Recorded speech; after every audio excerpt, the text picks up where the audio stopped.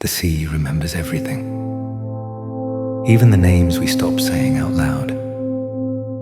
Long before songs were written about warriors, long before shields were hung on walls like trophies, there was a woman standing on the shore, watching the horizon as if it might answer her back. This is not a story about glory. This is a story about waiting.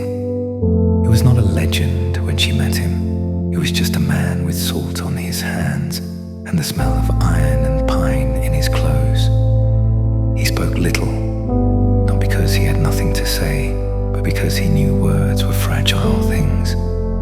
She learned his silences before she learned his stories, and somehow that felt like love. They did not promise forever. People like them never did.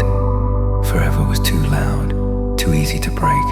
Instead, they shared mornings, warm bread, quiet laughter, the kind that stays in the chest long after the sound fades. When he touched her hand, the world slowed down, as if even the gods were listening. The day he left, the sea was calm. She hated that. It felt wrong that the water did not mourn with her. He kissed her forehead, not her lips, as if he already knew. "I will come back," he said. She believed him, because love often believes what fear already doubts. Days turned into seasons. She learned the language of absence. Every sail in the distance made her heart stand up too fast. Every storm felt personal. At night, she imagined his voice woven into the wind, telling her stories of lands she would never see. And still, she waited. People began to speak softer around her.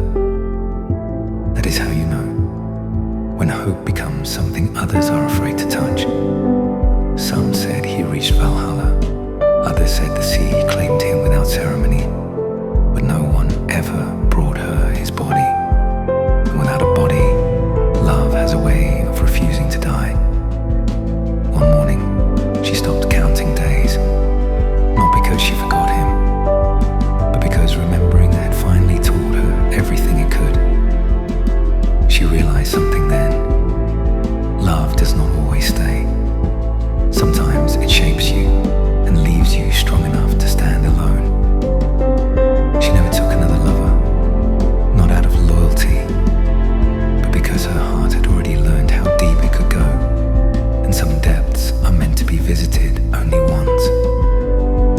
When she died, they said the sea was louder that night, as if something old had finally come home.